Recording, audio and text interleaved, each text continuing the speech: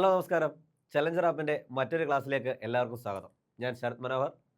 അപ്പോൾ ഞാൻ ഇന്ന് വന്നിരിക്കുന്നത് നമുക്കെല്ലാവർക്കും അറിയാം VFAയുടെ എക്സാം ഡേറ്റ് ഒക്കെ വന്നിരിക്കുന്നു. നമുക്ക് അതുമായി ബന്ധപ്പെട്ട കുറച്ച് കാര്യങ്ങൾ പറയാനാണ് നിങ്ങളുടെ അടുത്ത് ഞാൻ വന്നിരിക്കുന്നത്.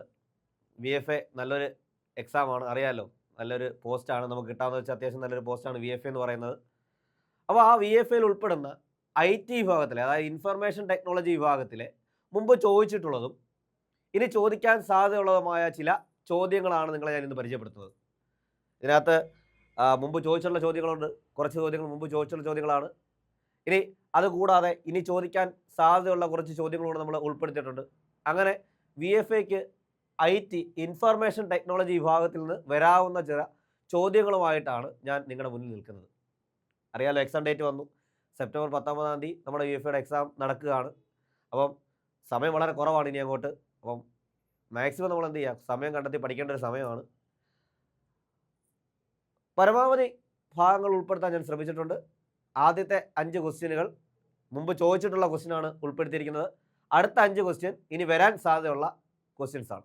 അപ്പോൾ ആദ്യത്തെ 5 ക്വസ്റ്റ്യൻ, ഞാൻ ഡിസ്കസ് ചെയ്യാൻ പോകുന്ന ആദ്യത്തെ 5 ക്വസ്റ്റ്യൻ മുമ്പ് ചോദിച്ചിട്ടുള്ള ക്വസ്റ്റ്യൻ ആയിരിക്കും. അതിനുശേഷം വരുന്ന ക്വസ്റ്റ്യൻസ് വരാൻ സാധ്യതയുള്ളതായിട്ട് എനിക്ക് കരുതുന്ന, എനിക്ക് തോന്നുന്ന ക്വസ്റ്റ്യനാണ് നിങ്ങളിലേക്ക് എത്തിക്കുന്നത്. അപ്പോൾ നമുക്ക് സ്റ്റാർട്ട് ചെയ്യാം. ഒന്നും കൂടെ നിങ്ങളെ ക്ലാസ്സിലേക്ക് സ്വാഗതം ചെയ്യുകയാണ്. അപ്പോൾ ഒന്നാമത്തെ ചോദ്യം, ഇത് മുമ്പ് ചോദിച്ച ചോദ്യം കേട്ടോ. ആദ്യത്തെ ഞാൻ പറഞ്ഞല്ലോ, ആദ്യത്തെ 5 ചോദ്യങ്ങൾ മുമ്പ് ചോദിച്ചിട്ടുള്ള, കഴിഞ്ഞ VFA പരീക്ഷയിൽ ചോദിച്ചിട്ടുള്ള ചോദ്യങ്ങളാണ് ആദ്യത്തെ 3 ചോദ്യങ്ങൾ, 5 ചോദ്യങ്ങൾ എന്ന് പറയുന്നത്. അതിനുശേഷം നമ്മൾ പറയുന്ന ചോദ്യങ്ങൾ ഞാൻ പറഞ്ഞല്ലോ, ഓൾറെഡി പറഞ്ഞതുപോലെ എന്താണ്, ചോദിക്കാൻ സാധ്യതയുള്ള ചോദ്യങ്ങളാണ്. അപ്പോൾ ഒന്നാമത്തെ ചോദ്യമാണ്, പ്രൈവറ്റ് ബ്രൗസിംഗ് മോഡ് ഉപയോഗിക്കുന്നത്. അതായത് പ്രൈവറ്റ് ബ്രൗസിംഗ് മോഡ് എന്നുള്ള മോഡ് ഓർത്തിരിക്കുക. പ്രൈവറ്റ് ബ്രൗസിംഗ് മോഡ് എന്നുള്ള മോഡ് ഉപയോഗിക്കുന്നത് എന്തിനു വേണ്ടിയിട്ടാണ് എന്നാണ് ചോദ്യം. ഉപയോഗിക്കുന്നത് എന്തിനു വേണ്ടിയിട്ടാണ്? ഓക്കെ, കുറേ ഓപ്ഷനുകൾ അവിടെ കൊടുത്തിട്ടുണ്ട് ഇല്ലേ, കുറേ ഓപ്ഷനുകളുണ്ട് എന്തിനു വേണ്ടിയിട്ടാണെന്നുള്ളത്. ഓക്കെ, ഒന്നാമത്തെ ഓപ്ഷൻ എന്തുവാ? ബ്രൗസിംഗ് സ്പീഡ് കൂട്ടാനായിട്ട്. ഒന്നാമത്തെ ഓപ്ഷൻ ബ്രൗസിംഗ് സ്പീഡ് കൂട്ടാനായിട്ട്. രണ്ടാമത്തെ ഓപ്ഷൻ ബ്രൗസിംഗ് ചരിത്രം സൂക്ഷിക്കാൻ. എന്താണ് ബ്രൗസിംഗ് ചരിത്രം? നമുക്കറിയാം, നമ്മൾ ഉപയോഗിക്കുന്നത് എന്തുവാണ്, അതിനെ വിളിക്കുന്ന പേര് ബ്രൗസിംഗ് ഹിസ്റ്ററി. അറിയത്തില്ലേ? ബ്രൗസിംഗ് ചരിത്രം എന്ന് വെച്ചാൽ എന്തുവാ?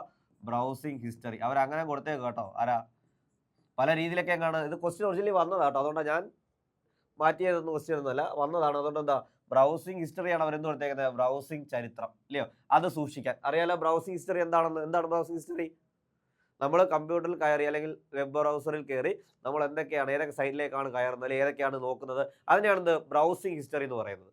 ആ ഹിസ്റ്ററി എന്ത് ചെയ്യുക, സൂക്ഷിക്കാൻ. മൂന്നാമത്തത് ബ്രൗസിംഗ് ചരിത്രം, അതായത് ബ്രൗസിംഗ് ഹിസ്റ്ററി. കുക്കീസ് അറിയാലോ ഇല്ലയോ? കുക്കി, സിമ്പിൾ കുക്കി എന്ന് വിളിക്കും, അല്ലെങ്കിൽ ഇന്റർനെറ്റ് കുക്കി എന്ന് വിളിക്കില്ലേ. എന്താണ് കുക്കി എന്ന് പറയുന്നത്?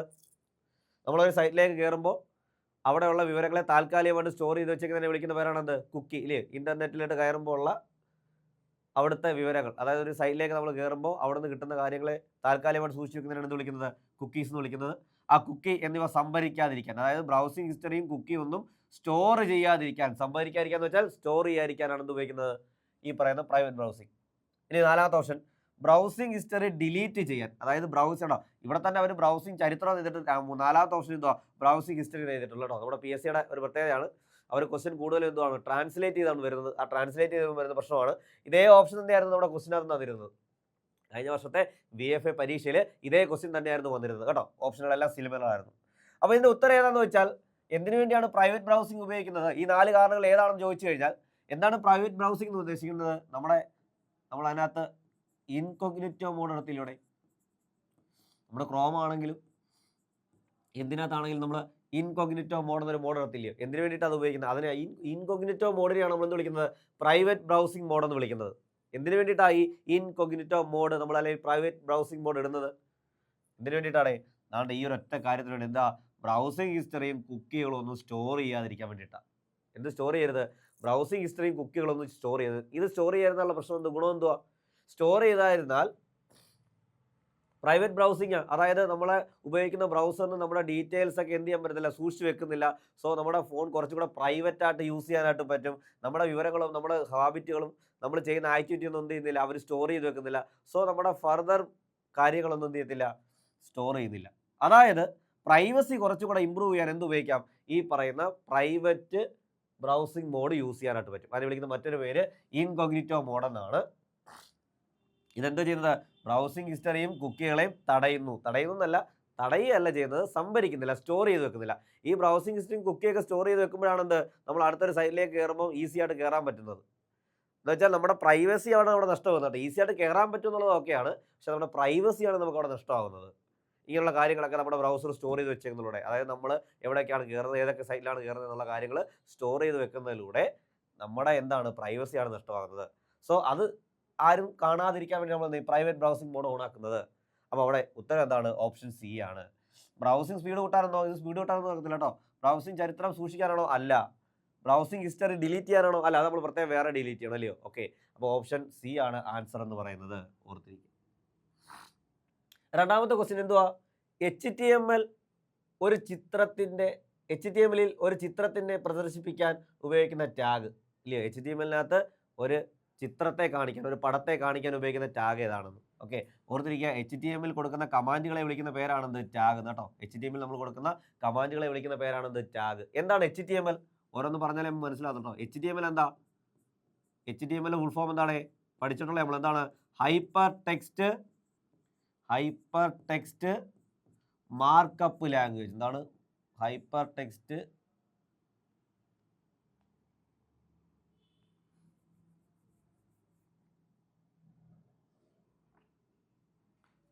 Text markup language. Hyper text markup language എന്തിനാണ് ഇത് ഉപയോഗിക്കുന്നത്? HTML എന്ന് പറയുന്ന ഒരു വെബ് പേജ് ക്രിയേറ്റിംഗ് ലാംഗ്വേജ്, അതായത് വെബ് പേജുകൾ ക്രിയേറ്റ് ചെയ്യാൻ നമ്മൾ ഉപയോഗിക്കുന്ന ലാംഗ്വേജ് ആണ് എന്തെന്ന് പറയുന്നത്? HTML. വെബ് പേജ് അറിയാമല്ലോ, വെബ്സൈറ്റിലെ ഓരോ പേജുകളെ നമ്മൾ വിളിക്കുന്ന പേരാണ് എന്ത്? വെബ് പേജ് എന്ന് പറയുന്നത്, അല്ലേ? ആ വെബ് പേജിനെ ക്രിയേറ്റ് ചെയ്യാൻ ഉപയോഗിക്കുന്ന ഒരു പ്രോഗ്രാമിംഗ് ലാംഗ്വേജ് ആണ് എന്തെന്ന് പറയുന്നത്? HTML, അതായത് ഹൈപ്പർ ടെക്സ്റ്റ് മാർക്കപ്പ് ലാംഗ്വേജ് എന്ന് പറയുന്നത്. ഈ മാർക്കപ്പ് ലാംഗ്വേജിൽ കൂടുതലായിട്ട് ഉപയോഗിക്കുന്ന സാധനങ്ങളാണെന്ത്? ടാഗുകൾ. അതായത് അതിനകത്ത് ഉപയോഗിക്കുന്ന കമാൻഡുകളെ വിളിക്കുന്ന പേരാണെന്ത്? ടാഗുകൾ എന്ന് പറയുന്നത്. ഒരുപാട് ടാഗുകളുണ്ട്, ഇല്ലയോ? ഇപ്പോൾ ഉദാഹരണത്തിന് പറയുകയാണെങ്കിൽ ടാഗുകളെ കുറിച്ചൊരു ചിത്രം അറിഞ്ഞിരിക്കണം. ഇനി ഇവിടെ കുറെ ടാഗുകൾ കൊടുത്തിട്ടുണ്ടോ? ടാഗുകൾ എഴുതുന്നത് ഇങ്ങനെ ഒരു ആംഗിൾഡ് ബ്രാക്കറ്റിലായിരിക്കും കേട്ടോ. 2 ആംഗിൾഡ് ബ്രാക്കറ്റിനകത്തായിരിക്കും നമ്മൾ എന്തിനെ എഴുതുന്നത്? ടാഗിനെ എഴുതുന്നത്, ഓർത്തിരിക്കുക. അപ്പോൾ ഇവിടെ പലതരം ടാഗുകളുണ്ട്, ഒരുപാട് ടാഗുകൾ നമുക്കിങ്ങനെ പഠിക്കേണ്ടി വരില്ലയോ? ഓർത്തിരിക്കുക. ചുരുക്കം പറഞ്ഞാൽ ഒരു ഇമ്പോർട്ടൻ്റ് ആയിട്ടുള്ള കുറച്ച് ടാഗുകളെങ്കിലും എന്ത് ചെയ്യുക? പഠിച്ചു വെച്ചേക്കുക. അപ്പോൾ ക്ലിയർ ആയല്ലോ? ചോദിച്ചെന്തോ? HTML ചിത്രത്തെ ഉൾപ്പെടുത്താൻ ഉപയോഗിക്കുന്ന ടാഗ് ഏതാണെന്നാണ്. നമ്മൾ ആദ്യമേ എന്ത് പറഞ്ഞു? HTML എന്താണെന്ന് പറഞ്ഞു. ഹൈപ്പർ ടെക്സ്റ്റ് മാർക്കപ്പ് ലാംഗ്വേജ് ആണ്. വെബ് പേജ് ക്രിയേറ്റ് ചെയ്യാൻ ഉപയോഗിക്കുന്ന ഒരു ലാംഗ്വേജ് ആണ് എന്തെന്ന് പറയുന്നത്? HTML എന്ന് പറയുന്നത്. വളരെ ഇമ്പോർട്ടൻ്റ് ആണ്. അതിനകത്ത് ഉപയോഗിക്കുന്ന കമാൻഡുകളെ, നമ്മൾ കൊടുക്കാൻ ഉപയോഗിക്കുന്ന കമാൻഡുകളെ വിളിക്കുന്നവരാണ് എന്ത്? ടാഗുകൾ എന്ന് പറയുന്നത്. ആ ടാഗുകൾ എങ്ങനെയായിരിക്കും? ഇങ്ങനെ ആംഗിൾ ആയിട്ടുള്ള ബ്രാക്കറ്റിലായിരിക്കും. ഓക്കെ, ഇവിടെ കുറേ ടാഗ് ഉണ്ട്. പിക്ചർ ടാഗ് ഉണ്ടോ? ഇമേജ് ടാഗ്, പിക്ക് എന്ന് പറയുന്ന ടാഗ്, ഇമേജിൽ കുറേ ഉണ്ട്, ഇല്ലേ? ഇതിൽ ഏതാ നമുക്ക് കൺഫ്യൂഷൻ ഉണ്ടോ? കാരണം എന്താ? ഇമേജിനെയാണ് കൊടുക്കേണ്ടത്. സോ പിക്ചർ വരാം, ഇമേജ് എന്നുള്ളത് വരാം, പിക്ക് എന്നുള്ളത് വരാം, ഇമേജിന്റെ ഷോർട്ട് ഫോം ആണ് IMG എന്നുള്ളത്, അല്ലയോ? അത് വരാം, ഏത് വേണമെങ്കിലും വരാം. നമുക്കൊരു കൺഫ്യൂഷൻ. ഈ ക്വസ്റ്റ്യൻ അത് കിട്ടാൻ വലിയ പാടാണ്, അല്ലെങ്കിൽ കൃത്യമായിട്ട് അറിയാത്തവർക്ക് പാടാണ്. ഓക്കെ, അപ്പോൾ ഇതിന് ഉത്തരം ഞാൻ പറയാം. എന്താണ് IMG? ഇതാണ് എന്ത്? ചിത്രങ്ങളെ ഉൾപ്പെടുത്താൻ ഉപയോഗിക്കുന്ന ടാഗ് കേട്ടോ. ഇങ്ങനെ ഒരു ടാഗ് ഇല്ല, ഇങ്ങനെ ഒരു ടാഗ് ഇല്ല, ഇങ്ങനെ ഒരു ടാഗ് ഇല്ല കേട്ടോ. ചിത്രങ്ങൾ ഉൾപ്പെടുത്താൻ നമ്മൾ ഈ പറയുന്ന HTML ഉപയോഗിക്കുന്ന ടാഗ് ഏതാ? ഈ ടാഗ് എന്തുവാ? IMG എന്ന് പറയുന്ന ടാഗ്. അപ്പോൾ ഞാൻ കുറച്ച് ടാഗുകളെ കുറിച്ച് പറയാം. ഇതിനകത്ത് ഉപയോഗിക്കുന്ന കുറച്ച് ടാഗുകൾ ഏതൊക്കെയാണെന്ന് എന്ത് ചെയ്യാം? ജസ്റ്റ് ഞാനൊന്ന് പറയാം. നോക്കാം നമുക്ക് ടാഗുകൾ ഏതൊക്കെയാണെന്ന്. ഒന്നാമത്തത് നോക്കേ, ചിത്രങ്ങളെ ഉൾപ്പെടുത്താനുള്ള ടാഗ് ഇപ്പോൾ മനസ്സിലായാലും ഏതാ? ഇമേജ്, ഇല്ലയോ? ഇതൊരു MT ടാഗ് കൂടെയാണ് കേട്ടോ. ഇതൊരു MT ടാഗ്, അതായത് ഇതിനകത്ത് ക്ലോസിംഗ് ടാഗ് ഇല്ല. ഇത് ചിത്രങ്ങളെ ഉൾപ്പെടുത്താൻ. ഇനി ഓഡിയോ ഉൾപ്പെടുത്താൻ ഇങ്ങനൊരു ടാഗ് ഉപയോഗിക്കാം. എന്താ? ഓഡിയോ ഉൾപ്പെടുത്താൻ ഇതാണ് ടാഗ് കേട്ടോ. ഓഡിയോ എന്നുള്ള ടാഗ് ആംഗിൾ ബ്രാക്കറ്റിൽ എന്ത് ചെയ്യുക? ഓഡിയോ കൊടുക്കുക. ഇനി വീഡിയോ ഉൾപ്പെടുത്താൻ വീഡിയോ എന്നൊരു ടാഗ് ഉണ്ട്. അവിടെ ഒന്നും വിഡ് ഓഡ് അല്ലേ? ഇമേജ് എഴുതിയ കണക്ക് ഇമേജിന്റെ മാത്രമേ ഉള്ളൂ ഫുൾ ഫോം ആയിട്ട് ഇല്ലാത്തത്, IMG എന്നേ ഉള്ളൂ. പക്ഷേ ഓഡിയോ എടുക്കാൻ എന്തുവാ? ഓഡിയോ എന്നാ, അല്ലാതെ ഇങ്ങനെയല്ല കേട്ടോ. എന്തുവാ? AOUD ഇങ്ങനെയുള്ള ടാഗ് കേട്ടോ. ഇങ്ങനെ ടാഗ് ഇല്ല. എന്താണ്? ഓഡിയോ തന്നെ കംപ്ലീറ്റ് ആയിട്ട് എഴുതണം. അതാണ് എന്ത്? വോയിസ് ഉൾപ്പെടുത്താൻ. ഇനി ഹെഡിങ് ഉൾപ്പെടുത്താൻ നമുക്ക് വേണമെങ്കിൽ ഹെഡ് എന്നുള്ള ടാഗ് ഉപയോഗിക്കാം.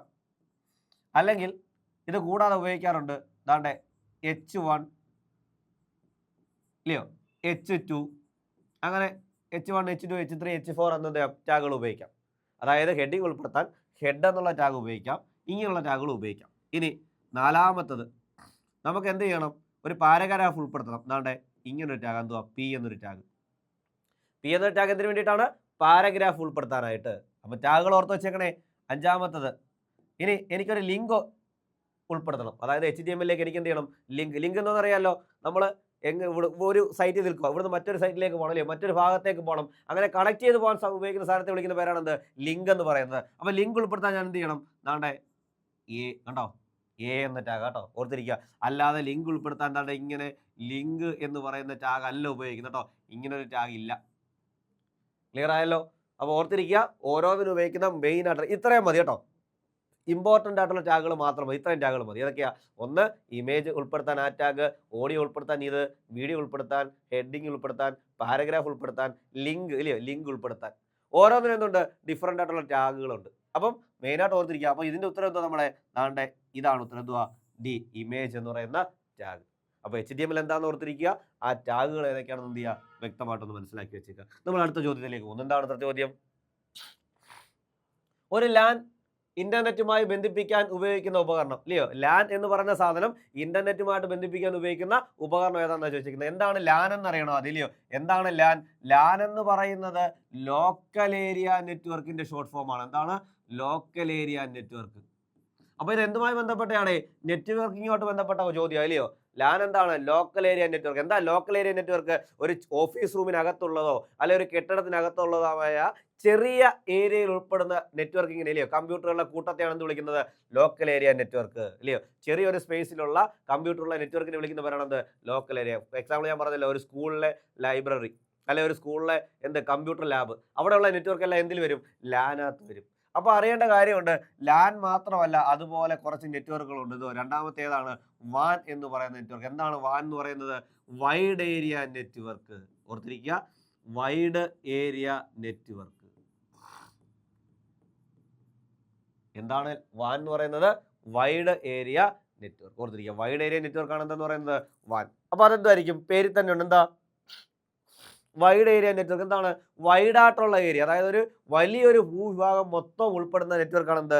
വാൻ എന്ന് പറയുന്നത്. ഉദാഹരണത്തിന് കോണ്ടിനെന്റ്, അതായത് ഭൂഖണ്ഡങ്ങൾ തമ്മിലുള്ള നെറ്റ്വർക്ക്, അല്ലെങ്കിൽ ഒരു എന്താണ് ലോകം മൊത്തം നിറഞ്ഞു നിൽക്കുന്ന നെറ്റ്വർക്ക്, അതാണ് എന്തെന്ന് പറയുന്നത്? വാൻ. അതിനൊരു എക്സാമ്പിൾ പറഞ്ഞാൽ നിങ്ങൾക്ക് കൃത്യമായിട്ട് കിട്ടും. എന്തോ എക്സാമ്പിൾ എന്ന് പറയുമ്പോൾ ഇന്റർനെറ്റ്. എന്താണ്? ഇന്റർനെറ്റ് എന്ന് പറയുന്നത് എന്തിന് എക്സാമ്പിൾ ആണ്? ഇന്റർനെറ്റ് എന്ന് പറയുന്നത് നമ്മുടെ ഒരു വാൻ എക്സാമ്പിൾ. ഇന്റർനെറ്റ് എന്തുവാ? ലോകം മൊത്തം നിറഞ്ഞിരിക്കുന്ന നെറ്റ്വർക്കിൽ ഇന്റർനെറ്റ് എന്ന് പറയുന്നത് എല്ലാവർക്കും ഇല്ലേ, നമ്മളെല്ലാം എന്താണ്? ഒരൊറ്റ നെറ്റ്വർക്കിൽ കണക്റ്റഡ് ആണ്. അതിനെയാണ് എന്ത് വിളിക്കുന്നത്? ഇന്റർനെറ്റ്. സോ ഇന്റർനെറ്റ് എന്താണ്? ഒരു വാനാണ്. ഇനി ഇത് കൂടാതെ വേറെ ഉണ്ട്. എന്തുണ്ട്? മാൻ ഉണ്ട്. മാൻ എന്ന് പറയുന്ന സാധനം ഉണ്ട്. ഇതെല്ലാം എൻ്റെ പേരുകൾ ഓർത്ത് കേട്ടോ. എന്ത് മാൻ? മെട്രോപൊളിറ്റൻ ഏരിയ നെറ്റ്വർക്ക് കേട്ടോ. Metropolitan area network. Metropolitan area network ഓർത്തിരിക്കും കേട്ടോ. എന്താണ് മെട്രോപൊളിറ്റൻ ഏരിയ നെറ്റ്വർക്ക്? എന്തോ മെട്രോപൊളിറ്റൻ എന്ന് വെച്ചാൽ വലിയ നഗരങ്ങളെയൊക്കെയാണ് നമ്മൾ എന്ത് വിളിക്കുന്നത്? മെട്രോപൊളിറ്റൻ എന്ന് വിളിക്കുന്നത്. സോ ഒരു വലിയ നഗരത്തിൽ മാത്രം ഒതുങ്ങി നിൽക്കുന്ന, അല്ലെങ്കിൽ ഒരു വലിയ ജില്ലയിൽ മാത്രം ഒതുങ്ങി നിൽക്കുന്ന നെറ്റ്വർക്കിനെ വിളിക്കുന്ന പേരാണ് എന്ത്? മാൻ എന്ന് പറയും. ഒരു ജില്ലയ്ക്കകത്ത് മാത്രം ഒതുങ്ങി നിൽക്കുമായിരിക്കും. ഫോർ എക്സാമ്പിൾ പറയുന്നത് നമ്മുടെ കേബിൾ TV കമ്മ്യൂണിക്കേഷൻ ഒക്കെ ഉണ്ടല്ലോ, കേബിൾ TVകളില്ലയോ, അവരുടെ കമ്മ്യൂണിക്കേഷൻ ഒക്കെ എന്ത് വരും? ഈ പറയുന്ന മാനകത്ത് വരും. ഒരു ചെറിയ ഏരിയയിൽ മാത്രമായിരിക്കും, ഇല്ലേ?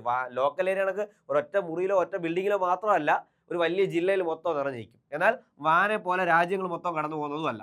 ഇനി ഒരെണ്ണമുണ്ട്, ലാസ്റ്റ് ഒരെണ്ണം, പാൻ എന്ന് പറയുന്നത്. എന്താണ്? Personal area network. Personal area network. Personal area network അതെന്താണ്? ഒന്നുമില്ല, എൻ്റെ വീട്ടിലൊരു കമ്പ്യൂട്ടറും അതിനകത്തേക്ക് കണക്ട് ചെയ്തിരിക്കുന്ന സ്പീക്കർ, പ്രിന്റർ, വേറെ ഏതെങ്കിലും മൊബൈൽ ഫോൺ കണക്ട് ചെയ്തിട്ടുണ്ടെങ്കിൽ അങ്ങനെയുള്ള കുറച്ച് കാര്യങ്ങളെല്ലാം കൂടെ ചേർത്ത് തന്നെ വിളിക്കുന്ന പേരാണ് എന്ത്? Personal area network. അതായത് എൻ്റെ വീട്ടിലുള്ള ഒരു കമ്പ്യൂട്ടറും അതിനെ ചുറ്റിപ്പറ്റി നിൽക്കുന്ന കുറച്ച് ഉപകരണങ്ങളും കൂടെ ചേർന്ന് ഒരു ഏറ്റവും ചെറിയ നെറ്റ്വർക്കിനെ വിളിക്കുന്ന പേരാണ് എന്ത്? പാൻ എന്ന് പറയുന്നത്. ഓർത്തിരിക്കുക, അതിലൊരു കമ്പ്യൂട്ടർ മാത്രമേ ഉള്ളൂ കേട്ടോ, ഒന്നിലധികം കമ്പ്യൂട്ടർ നമ്മൾ കണക്ട് ചെയ്യാറില്ല. ഓക്കെ, അപ്പോൾ ഏറ്റവും ചെറിയ നെറ്റ്വർക്ക് ഏതാണെന്ന് വെച്ചാൽ പാനും, ഏറ്റവും വലിയ നെറ്റ്വർക്ക് ഏതാണെന്ന് വെച്ചാൽ ഏതാണ്? വാനുമാണ്. ഓർത്തിരിക്കുക. അപ്പം നമ്മൾ നെറ്റ്വർക്കിനെ കുറിച്ച് ചെറിയൊരു കാര്യം പറഞ്ഞതാണ്. അപ്പോൾ ഇവിടെ ചോദിച്ചിരിക്കുന്നത് എന്തുവാ? ഒരു ലാൻ ഇന്റർനെറ്റുമായി ബന്ധിപ്പിക്കാൻ ഉപയോഗിക്കുന്ന ഉപകരണം. അത് ഏത് ഉപകരണമാണ്? കുറേ ഉപകരണം. എന്തുവാ? ഹബ് ഉണ്ട്, റൂട്ടർ കൊടുത്തിട്ടുണ്ട്, റിപ്പീറ്റർ ഉണ്ട്, സ്വിച്ച് ഉണ്ട്, ഇല്ലയോ? ഈ ഉപകരണങ്ങളെല്ലാം എന്തുവാണ്? ഇതെല്ലാം നെറ്റ്വർക്കിംഗ് ഡിവൈസുകൾ, അല്ലയോ? നെറ്റ്വർക്കുമായി ബന്ധപ്പെട്ട ഉപകരണങ്ങളാണ്. ഏതാ ഉത്തരം? കിട്ടിക്കാണുമല്ലോ ഉത്തരം. ഏതാ? റൂട്ടർ ആണ് ഉത്തരം കേട്ടോ. ഏതാ ആൻസർ? റൂട്ടർ. അപ്പോൾ റൂട്ടർ എന്തിനാണ് ഉപയോഗിക്കുന്നത്? നമ്മളെ ഒരു ലാൻ, ഇല്ലയോ, ഒരു ലാനിനെ ഇന്റർനെറ്റുമായിട്ട് കണക്ട് ചെയ്യുക. അതായത് നമ്മുടെ വീട്ടിലൊക്കെ ഉള്ള ഒരു കമ്പ്യൂട്ടറിനെ, അല്ലെങ്കിൽ നമ്മുടെ ഓഫീസിലൊക്കെ ഉള്ള ഒരു കമ്പ്യൂട്ടറിനെ, അല്ലെങ്കിൽ നമ്മുടെ സ്കൂളിലൊക്കെ ഉള്ള ലാബിലുള്ള കുറേ കമ്പ്യൂട്ടറുകളെ നെറ്റുമായിട്ട് കണക്ട് ചെയ്യാൻ നമ്മൾ ഉപയോഗിക്കുന്ന ആ ഒരു ടെക്നോളജി അല്ലെങ്കിൽ ഉപകരണമാണ് എന്ന് പറയുന്നത് റൂട്ടർ എന്ന് പറയുന്നത്. അപ്പോൾ ഓപ്ഷനിലുള്ള ഉപകരണം ഏതൊക്കെയാന്ന് നോക്കണം. ഏതാ ഹബ്ബ് ഏതാന്ന് നോക്കണം. എന്താ ഹബ്ബ് എന്ന് പറയുന്നത്? എന്താ ഹബ്ബ്? ഹബ്ബ് എന്തിനാണ് ഉപയോഗിക്കുന്നത്? ഹബ്ബ് എന്ന് പറയുന്നത് കമ്പ്യൂട്ടറുകളെ തമ്മിൽ കണക്ട് ചെയ്യാൻ കേട്ടോ. Interconnection between computer, interconnection between കമ്പ്യൂട്ടറുകളെ കണക്ട് ചെയ്യാൻ ഉപയോഗിക്കുന്നതാണ് എന്ത് ഈ പറയുന്ന ഹബ്ബ്. അപ്പം ചോദിക്കാൻ നെറ്റ്വർക്ക് അതല്ലയോ? അങ്ങനെയല്ല, കമ്പ്യൂട്ടറുകളെ തമ്മിൽ കണക്ട് ചെയ്യാനായിട്ട്, അതായത് ഒരു കോമൺ നെറ്റ്വർക്കിലൂടെ ഇതിനെ കണക്ട് ചെയ്തിട്ട് അങ്ങോട്ടും ഇങ്ങോട്ടും അതിൻ്റെ കാര്യങ്ങളൊക്കെ നിയന്ത്രിക്കാൻ വേണ്ടി ഉപയോഗിക്കുന്ന ഒരു ഉപകരണമാണ് എന്ത് ഹബ്ബ് എന്ന് പറയുന്നത്. ഹബ്ബ് എന്ന് പറയുന്നത് എന്താണ്? ഒരു മെയിൻ സെൻട്രൽ കോർ ആയിരിക്കും. നടുക്കുള്ള ഒരു കമ്പ്യൂട്ടറിനെ നമുക്ക് എന്തെന്ന് വിളിക്കാം? ഹബ്ബ് എന്ന് വിളിക്കാം. അതായിരിക്കും മറ്റ് കമ്പ്യൂട്ടറുകളെ, ആ നെറ്റ്വർക്കിലെ മറ്റ് കമ്പ്യൂട്ടറുകളെല്ലാം നിയന്ത്രിക്കുന്ന ആരായിരിക്കും? ഈ ഹബ്ബ് എന്ന് പറയുന്ന സാധനമായിരിക്കും. ഓക്കെ, ഇനി റൂട്ടർ ഓൾറെഡി പറഞ്ഞല്ലോ. എന്താണ്? നമ്മുടെ കമ്പ്യൂട്ടറിനെ നെറ്റ്വർക്കായിട്ട് കണക്ട് ചെയ്യാനായിട്ട് ഉപയോഗിക്കുന്നു. റിപ്പീറ്റർ എന്താണെന്ന് ചോദിച്ചാൽ, നമ്മൾ സിഗ്നലുകൾ കടത്തി വിടും അല്ലേ? കുറേ ദൂരം പോകുമ്പോൾ സിഗ്നലുകൾക്ക് എന്ത് ചെയ്യും? ശക്തി കുറയും. അപ്പോൾ ആ ശക്തി കുറഞ്ഞ സിഗ്നലുകൾ നമുക്ക് എന്ത് ചെയ്യേണ്ടി വരും? ശക്തി കൂട്ടേണ്ടി വരും. ശക്തി കൂട്ടാനായിട്ട് നമ്മൾ ഉപയോഗിക്കുന്ന ഉപകരണങ്ങളാണ് എന്ത്? റിപ്പീറ്റർ. നിങ്ങൾ കേബിൾ ടി വി ഒക്കെ ഉണ്ടല്ലോ, കേബിളിൻ്റെ വയർ ഇങ്ങനെ പോസ്റ്റിൽ കൂടെ പോകുന്ന കണ്ടിട്ടില്ലേ? ആ പോകുന്ന വഴിക്ക് ഇടയ്ക്കിടയ്ക്ക് അവിടെ ഒരു ഉപകരണം വെച്ചിട്ടുണ്ടല്ലോ. ഓരോ ആ കേബിളിൻ്റെ വയർ പോകുന്നതിൻ്റെ പോകുന്ന വഴിക്ക് ഇടയ്ക്കിടയ്ക്കില്ലേ, ഓരോ പോസ്റ്റിലല്ല, ഇടയ്ക്കിടയ്ക്കുള്ള പോസ്റ്റിൽ എന്ത് ഒരു ഉപകരണം വെച്ചിട്ടുണ്ട്. അതിനെ എന്താണ്? റിപ്പീറ്റർ എന്നാണ് വിളിക്കുന്നത്. എന്തിനു വേണ്ടിയിട്ടാണ്? കുറേ ദൂരം പോകുമ്പോൾ സിഗ്നൽ ശക്തി കുറയും. നമ്മുടെ വീട്ടിലേക്ക് ടി വി വരുമ്പോഴത്തേക്ക് അതിനകത്ത് പ്രോഗ്രാമിനൊന്നും ക്ലാരിറ്റി കാണത്തില്ല. സോ ഇടയ്ക്കിടയ്ക്ക് സിഗ്നലിൻ്റെ എന്ത് ചെയ്യും? സ്ട്രെങ്ത്, ശക്തി കൂട്ടേണ്ടി വരും കേട്ടോ. സിഗ്നലിൻ്റെ ശക്തി കൂട്ടേണ്ടി വരും. അങ്ങനെ കൂട്ടാൻ വേണ്ടി ഉപയോഗിക്കുന്ന ഉപകരണമാണ് എന്ത്? റിപ്പീറ്റർ എന്ന് പറയുന്നത്. ദൂരോട്ട് സിഗ്നൽ ട്രാൻസ്മിറ്റ് ചെയ്യുമ്പോൾ ഒരു പ്രോബ്ലമാണ് അതിൻ്റെ സ്ട്രെങ്ത്, ശക്തി കുറയുന്നത്. അപ്പോൾ ശക്തി കൂട്ടാൻ വേണ്ടി നമ്മൾ എന്ത് ഉപയോഗിക്കും? റിപ്പീറ്റർ എന്നുള്ള ഉപകരണം ഇടയ്ക്കിടയ്ക്ക് ഉപയോഗിക്കും. സ്വിച്ച്. എന്താണ് സ്വിച്ച് എന്ന് ചോദിച്ചു കഴിഞ്ഞാൽ, നമ്മൾ ഈ പറയുന്ന നെറ്റ്വർക്കിനകത്ത് ഡേറ്റയെ, അതായത് ഡേറ്റ വിവരങ്ങളെ എന്ത് ചെയ്യാനായിട്ടാ? സെഗ്മെന്റുകളായിട്ട്, ചില കുഞ്ഞു കുഞ്ഞു സെഗ്മെന്റുകളായിട്ട് ഡിവൈഡ് ചെയ്യാനാണ് എന്ത് ഉപയോഗിക്കുന്നത്? സ്വിച്ച് ഉപയോഗിക്കുന്നത്. നമ്മൾ ഉപയോഗിക്കുന്ന ട്രാൻസ്ഫർ ചെയ്യുന്ന ഡേറ്റയെ എന്ത് ചെയ്യാനായിട്ട്? കുഞ്ഞു കുഞ്ഞു സെഗ്മെന്റുകളായിട്ട് ഡിവൈഡ് ചെയ്ത് ഷെയർ ചെയ്യാൻ ഉപയോഗിക്കുന്ന ഉപകരണമാണ് എന്ത്? സ്വിച്ച് എന്ന് പറയുന്നത്. അത് ഇവരോട്ട് ചോദിച്ചിട്ടുണ്ട് ബി സി കേട്ടോ. എന്തുവാ? നെറ്റ്വർക്കിനകത്ത് ഡേറ്റയെ സെഗ്മെന്റുകളാക്കി വേർതിരിച്ച് ഷെയർ ചെയ്യാൻ ഉപയോഗിക്കുന്ന ഉപകരണം ഏതാണ്? ഏതാ? സ്വിച്ച് ആണ് ആ ഉപകരണം കേട്ടോ. അപ്പോൾ ഹബ്ബ് എന്താണെന്ന് മനസ്സിലായി. കമ്പ്യൂട്ടറുകളെ തമ്മിൽ കണക്ട് ചെയ്യുമ്പോൾ ഒരു മെയിൻ കമ്പ്യൂട്ടറായിട്ട് പ്രവർത്തിക്കുന്ന ആളാണെന്ത്, അല്ലെങ്കിൽ എല്ലാത്തിൻ്റെ ഒരു കേന്ദ്രമായിട്ട് പ്രവർത്തിക്കുന്നതാണെന്ത്? ഹബ്ബ് എന്ന് പറയുന്ന ഉപകരണം. റൂട്ടർ എന്താണ്? നമ്മുടെ കമ്പ്യൂട്ടറിനെ നെറ്റുമായിട്ട് കണക്ട് ചെയ്യാൻ സഹായിക്കുന്ന ഉപകരണമാണെന്ത്? റൂട്ടർ എന്ന് പറയുന്നത്. റിപ്പീറ്റർ അറിയാമല്ലോ, കമ്പ്യൂട്ടറിൻ്റെ ശക്തി, കമ്പ്യൂട്ടറിലല്ല സിഗ്നലിൻ്റെ ശക്തി, നമ്മുടെ കമ്പ്യൂട്ടറിലേക്ക് വരുന്ന ഇന്റർനെറ്റിലൂടെ വരുന്ന സിഗ്നലുകളുടെ ശക്തി കൂട്ടാനായിട്ട് ഉപയോഗിക്കുന്നവരാണ് റിപ്പീറ്റർ. സ്വിച്ച് എന്താണ്? ഡേറ്റയെ സെഗ്മെന്റുകളായിട്ട് ഡിവൈഡ് ചെയ്യും. ഈ രണ്ട് ഉപകരണങ്ങളുണ്ട് പ്രധാനപ്പെട്ട, പേരെന്ന് പഠിച്ചു വെച്ചേക്കുക. ഒന്ന് ഗേറ്റ് വേ, രണ്ട് ബ്രിഡ്ജ്. ഗേറ്റ് വേ എന്താണെന്ന് വെച്ചാൽ, ഡിഫറൻറ്റ് പ്രോട്ടോക്കോളുകളുള്ള നെറ്റ്വർക്കുകളെ തമ്മിൽ കണക്ട് ചെയ്യാൻ എന്ത് ഉപയോഗിക്കും? ഗേറ്റ് വേ ഉപയോഗിക്കും. സെയിം പ്രോട്ടോക്കോൾ, അതായത് ഡിഫറൻ്റ് ആയിട്ടുള്ള പ്രോട്ടോക്കോളുകൾ തമ്മിലുള്ള നെറ്റ്വർക്കിന് എന്തിനു ഉപയോഗിക്കും? ഗേറ്റ് വേ ഉപയോഗിക്കും. സെയിം പ്രോട്ടോക്കോളുകളുള്ള നെറ്റ്വർക്ക് ആണെങ്കിൽ അതിനെ കണക്ട് ചെയ്യാൻ എന്ത് ഉപയോഗിക്കും? ബ്രിഡ്ജ് ഉപയോഗിക്കും. രണ്ട് ഉപകരണങ്ങളാട്ടോ. പ്രോട്ടോക്കോൾ എന്താണെന്ന് അറിയാമല്ലോ, ചില റൂളുകളെ വിളിക്കുന്ന പേരാണ് എന്ത്? പ്രോട്ടോക്കോൾ. ഒരേ റൂളുകളുള്ള കമ്പ്യൂട്ടറുകളെ തമ്മിൽ കണക്ട് ചെയ്യാൻ എന്ത് ഉപയോഗിക്കും? നമ്മൾ ബ്രിഡ്ജുകൾ ഉപയോഗിക്കും. ഡിഫറൻറ്റ് റൂളുകളുള്ള നെറ്റ്വർക്കുകളെ തമ്മിൽ കണക്ട് ചെയ്യാൻ എന്ത് ഉപയോഗിക്കും? ഈ പറയുന്ന ഗേറ്റ് വേ ഉപയോഗിക്കും. ഇതെത്ര എന്താണ്? നെറ്റ്വർക്കിംഗ് ഡിവൈസുകളാണ്, ഇമ്പോർട്ടൻ്റ് ആയിട്ടുള്ള സാധനങ്ങളാണ് കേട്ടോ. ഓക്കെ, ഓർത്തിരിക്കുക. അപ്പോൾ നമ്മൾ അടുത്ത ക്വസ്റ്റിലേക്ക് പോവുകയാണ്. എന്താണ് അടുത്ത ക്വസ്റ്റ്യൻ? ഓക്കെ, അതിൻ്റെ ഉത്തരം കിട്ടി കാണുമല്ലോ അല്ലേ? ഉത്തരം ഏതാ നമ്മൾ പറഞ്ഞത്? ഉത്തരം ഏതാണേ? റൂട്ടറാണേ. ഓർമ്മ വേണേ? ഏതാ? ലാനുമായിട്ട് കണക്ട് ചെയ്ത് ഉപയോഗിക്കുന്നതാ റൂട്ടറാണ്. ഇനി നാലാമത്തെ ക്വസ്റ്റ്യൻ എന്തുവാ? IT ആക്ട് പ്രകാരം ഇന്ത്യയിലെ സൈബർ സുരക്ഷാ സംഭവങ്ങൾ കൈകാര്യം ചെയ്യുന്നതിനുള്ള ബോഡി, അതായത് IT ആക്ട് പ്രകാരം ഇന്ത്യയിലെ സൈബർ സുരക്ഷയുമായിട്ടുള്ള എല്ലാ കാര്യങ്ങളും കൈകാര്യം ചെയ്യുന്ന ബോഡി ഏതാണെന്നാണ് അടുത്ത ചോദ്യം. എങ്ങനെ കണ്ടുപിടിക്കും? ഓക്കെ, ഒന്നാമത്തെ ബോഡി നാസ്കോം. എല്ലാം മലയാളത്തിലാണ് കൊടുത്തേക്കുന്നത് കേട്ടോ. അതിൻ്റെ ഇംഗ്ലീഷ് ഞാൻ എഴുതിയേക്കാം. നാസ്കോം. ഓക്കെ, ഇത് സർട്ടിൻ ആണ് എഴുതിയേക്കുന്നത്. അതായത് സർട്ടിൻ അല്ല കേട്ടോ, സേർട്ട് ഇൻ ആണ് ഇത് കേട്ടോ. ഇംഗ്ലീഷ് എഴുതുമ്പോൾ കറക്റ്റായിട്ട് കിട്ടും. എന്താണെന്നൊക്കെ ഞാൻ ക്ലിയർ ആയിട്ട് എഴുതി തരാം. എന്താണ് മലയാളത്തിൽ എഴുതുമ്പോഴാണ് ഈ ഒരു പ്രശ്നം വരുന്നത്. ഇത് എന്താണ്? സേർട്ട് ഇൻ എന്നാണ് കേട്ടോ. എന്താണ്? ആണ്ടേ, സേർട്ട്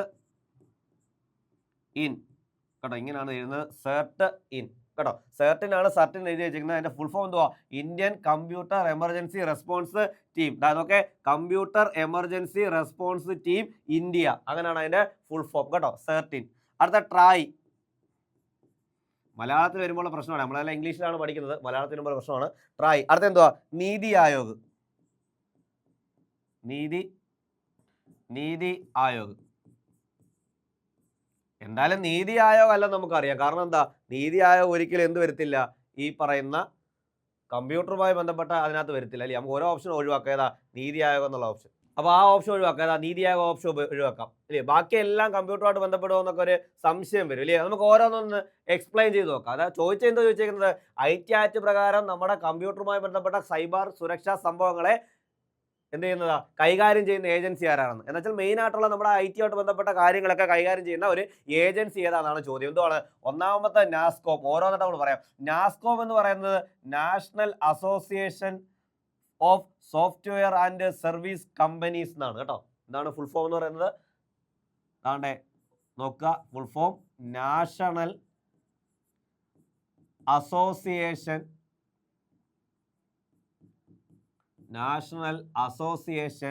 of software and service companies. ഇതാണ് അതിന്റെ പേര്. കണ്ടോ, എന്താണ് നാഷണൽ, എല്ലാം വന്നു, national association of software and service companies. കമ്പനീസിന്റെയാണ് CEO എന്ന്, നാസ്കോം. ഇത് എന്താണെന്ന് ചോദിച്ചാൽ, ഇതെന്ന് പറയുന്നത് ഇന്ത്യയിലെ IT വ്യവസായവുമായി ബന്ധപ്പെട്ട് IT ഇതുണ്ടല്ലോ, IT കമ്പനികളുണ്ടല്ലോ, അവരുടെ ഒരു കൂട്ടായ്മയെ വിളിക്കുന്ന പേരാണെന്ത്, നാസ്കോം എന്ന് പറയുന്നത്. അതൊരു നോൺ ഗവൺമെന്റൽ ഓർഗനൈസേഷൻ ആണ് അല്ലേ, ഗവൺമെന്റ് സ്ഥാപനമല്ല. അത് പറഞ്ഞപ്പോൾ തന്നെ നമുക്ക് ആ ഓപ്ഷൻ ഡിലീറ്റ് ചെയ്യാം. എന്താ, അതൊരു ഗവൺമെന്റ് സ്ഥാപനമല്ല. ഓക്കെ, ഇനി അടുത്ത നമ്മൾ ഇങ്ങോട്ട് വരാം. CERT ഇല്ലയോ, എന്താണ്, Indian computer emergency response team. ആ പേരിൽ നിന്ന് തന്നെ കിട്ടിക്കാണും എന്തോ ഉത്തരം എന്തുവാ, CERT. കാരണം എന്താ, ഇന്ത്യയിലെ സൈബർ സുരക്ഷയുമായി ബന്ധപ്പെട്ട എല്ലാ കാര്യങ്ങളും കൈകാര്യം ചെയ്യുന്ന ഏജൻസി ഏതാ, CERT എന്നുള്ള ഏജൻസിയാണ് കേട്ടോ, ഓർത്തിരിക്കുക, CERT. ഈ ഏജൻസിയുടെ പ്രത്യേകത എന്തുവാ, ഇവരാണ് ഇതിന്റെ എല്ലാ കാര്യങ്ങളും നിയന്ത്രിക്കുകയും അതുമായി ബന്ധപ്പെട്ട കാര്യങ്ങളെല്ലാം പറയുകയും ചെയ്യുന്നത്. ഇതൊരു പ്രത്യേകത ഉണ്ട്, ഇവർക്കൊരു ഉത്തരവാദിത്വം ഉണ്ട്. എന്താ, എന്തെങ്കിലും ഒരു കാര്യം അറിഞ്ഞു കഴിഞ്ഞാൽ 6 മണിക്കൂറിനകത്ത് എന്ത് ചെയ്യണം, ഇത് റിപ്പോർട്ട് ചെയ്തിരിക്കണം. 6 മണിക്കൂറിനകത്ത് റിപ്പോർട്ട് ചെയ്യും, അതിന്റെ കാര്യങ്ങൾ എന്ത് ചെയ്യും വേണം, ആരാ, ഈ CERT എന്നുള്ള ഈ ഒരു സ്ഥാപനത്തിന്. അപ്പോൾ അത് ഓർത്ത് വെച്ചേ കേട്ടോ. ഇനി ഓർത്തിരിക്കുക, നമുക്ക് എന്തുമായി എന്തെങ്കിലും ബന്ധപ്പെട്ട ഒരു വെബ്സൈറ്റ് ബ്ലോക്ക് ചെയ്യണം അല്ലയോ, നമുക്ക് അനാവശ്യമായിട്ടുള്ള എന്തെങ്കിലും ഒരു കണ്ടന്റ് ഉള്ള ഒരു വെബ്സൈറ്റ് നമുക്ക് എന്ത് ചെയ്യണം, ബ്ലോക്ക് ചെയ്യണം. അങ്ങനെ ബ്ലോക്ക് ചെയ്യണമെങ്കിൽ തന്നെ നമുക്ക് എന്ത് ചെയ്യണം, അതിനും ആശ്രയിക്കേണ്ട ആരെയാ, CERT എന്ന് പറയുന്ന ഒരു സ്ഥാപനത്തെ അല്ലയോ. അവരാണ് എന്ത് ചെയ്യുന്നത്, വെബ്സൈറ്റുകൾ ബ്ലോക്ക് ചെയ്യുന്നത്. നമുക്ക് എന്ത് ചെയ്യാം, പരാതി അവർക്ക് കൊടുക്കാം. പരാതി കഴമ്പുണ്ടെങ്കിൽ അവരെന്ത് ചെയ്യും, ആ സൈറ്റ് ബ്ലോക്ക് ചെയ്യും. അപ്പോൾ ഇതെല്ലാം നിയന്ത്രിക്കുന്ന ആരാ, CERT എന്ന് പറയുന്ന ഒരു കമ്പനിയാണ്. ഇനി ട്രായ് എന്താണെന്നറിയാമല്ലോ, ട്രായുടെ ഫുൾ ഫോം എന്തുവാ, ട്രായ് എന്ന് പറഞ്ഞാൽ telecom regulatory authority of India.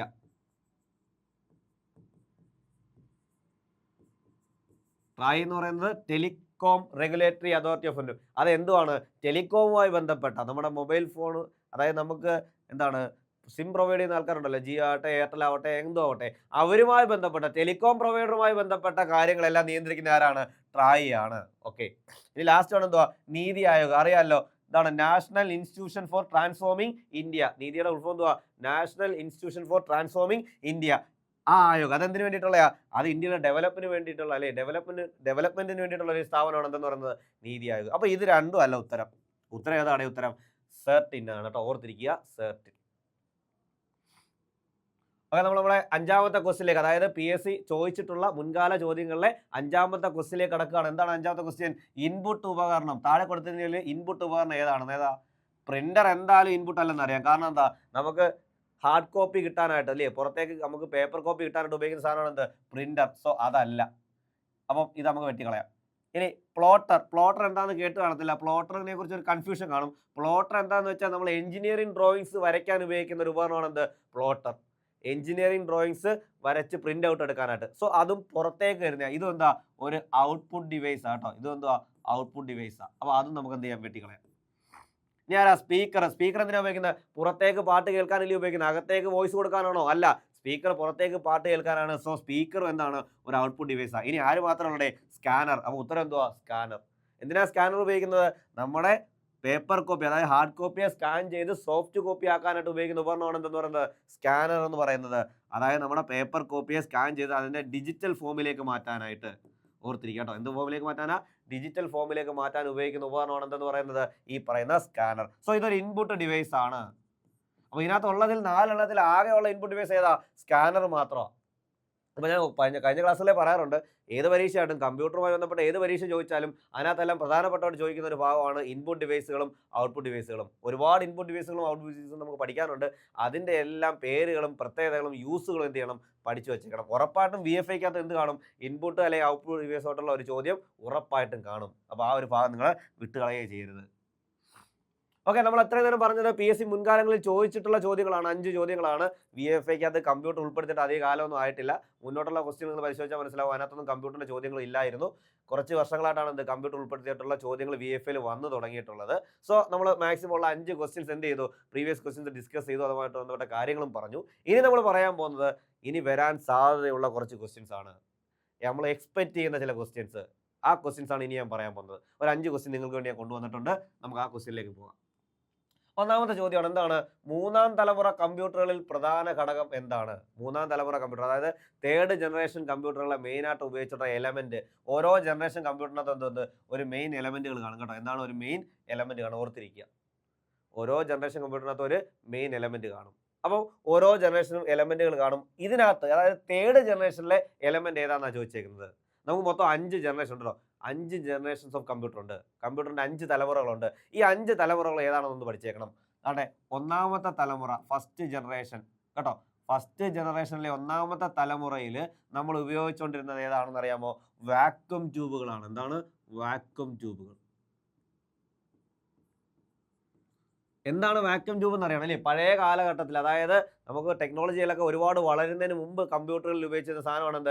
Vacuum tube. എന്താണെന്ന് വെച്ചാൽ ഇതൊരു ഗ്ലാസ് ട്യൂബ് ആയിരിക്കും. ഈ ഗ്ലാസ് ട്യൂബിൻ്റെ 2 എൻഡിലായിട്ടൊക്കെ 2 ഇലക്ട്രോഡുകൾ കാണും. നമ്മൾ അതിനകത്തേക്ക് കറണ്ട് കൊടുക്കുന്നതിനകത്തേക്ക് കറണ്ടിനനുസരിച്ചുള്ള മാറ്റങ്ങൾ അവിടെ ഉണ്ടാവും. ഇവിടെ കമ്പ്യൂട്ടർ റിസൾട്ട് തരുന്നത് മെക്കാനിക്കലായിട്ടായിരിക്കും. അതായത് ചില മെഷീൻ പാർട്സുകൾ അല്ലെങ്കിൽ അങ്ങനെയുള്ള ഭാഗങ്ങൾ അനങ്ങിയിട്ടായിരിക്കും ഉത്തരം നമുക്ക് തരുന്നത്. ഒരിക്കലും ഇവിടെ ഒരു സ്ക്രീൻ കാണത്തില്ല. നമ്മളിപ്പോൾ ഉപയോഗിക്കുന്ന മോഡേൺ കമ്പ്യൂട്ടറിൽ കണക്കൊരു സ്ക്രീനോ ഒരു ഡിസ്പ്ലേയോ എവിടെ ഇല്ല. ഫസ്റ്റ് ജനറേഷൻ ഒന്നാം തലമുറ കമ്പ്യൂട്ടറുകളിൽ ഉണ്ടായിരുന്നില്ല.